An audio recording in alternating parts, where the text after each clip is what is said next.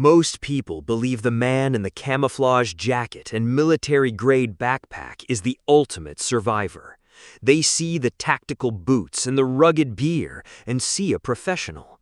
But in a real-world collapse, that man isn't a hero. He is a walking billboard for every desperate looter in the city. If you look like a prepper, you have just painted a massive neon target on your back. I am the Sentinel, and today we are mastering the most lethal skill in survival, being invisible. Today I am revealing the Gray Ghost Protocol, the art of moving through chaos without ever being noticed. We will navigate this through 3 critical phases. Phase 1, visual deception, how to look like you have nothing worth taking.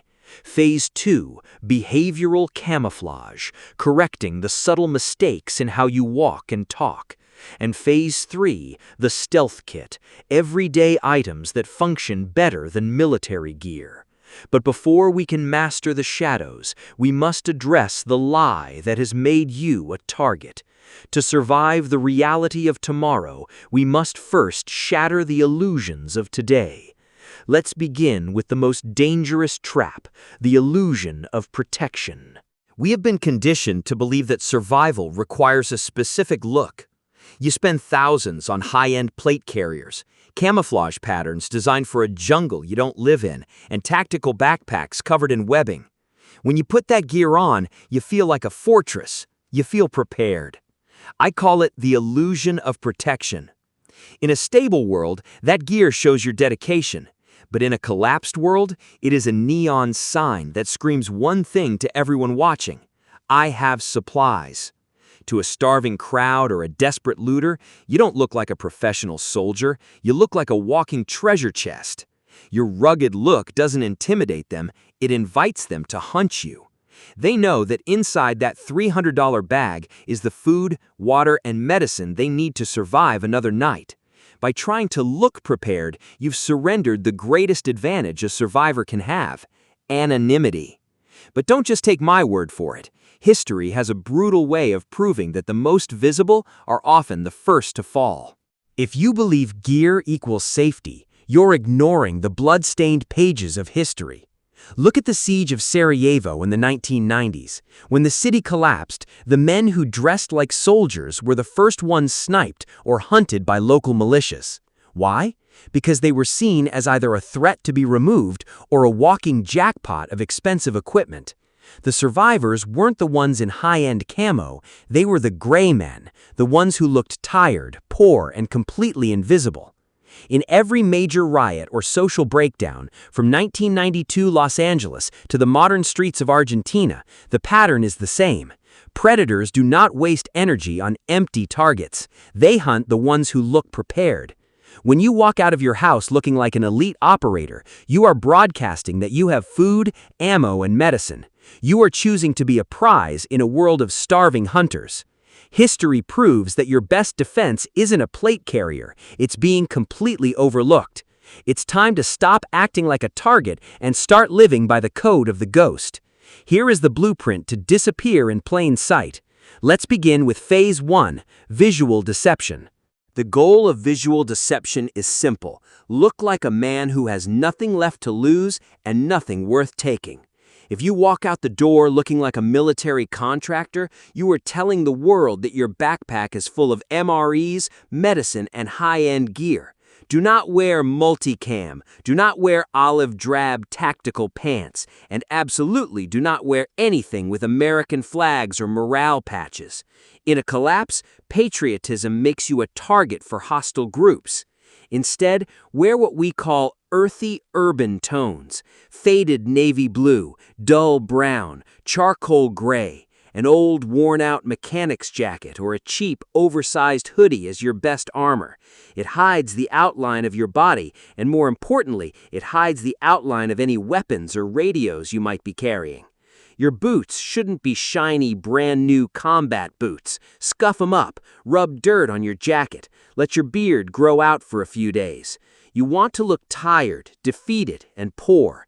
If a looter looks at you, they should instantly think, "This guy is a waste of my time." That is how you survive. Phase 2, behavioral camouflage.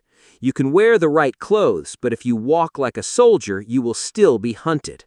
Behavioral camouflage is the hardest phase to master because it goes against your pride. Most prepared men walk with their chest out, their head on a swivel, scanning every corner like they own the street. That tactical swivel is a dead giveaway. It screams that you are alert, trained, and likely armed. When you move through a panicked crowd, do what they do. Keep your head slightly down. Walk with a slight slump in your shoulders. Do not make direct, prolonged eye contact with anyone. Look past them or look at the ground. If someone is shouting or a fight breaks out, do not stand still and observe it like a guard. Keep moving at a steady, unremarkable pace. Do not run. Running triggers a predator's instinct to chase. You must become a master of the shamble, moving with a purpose but looking like a man who has given up hope. In a dark world, the proud die first and the humble walk away.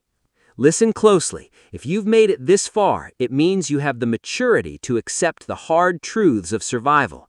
You understand that your ego is your biggest enemy.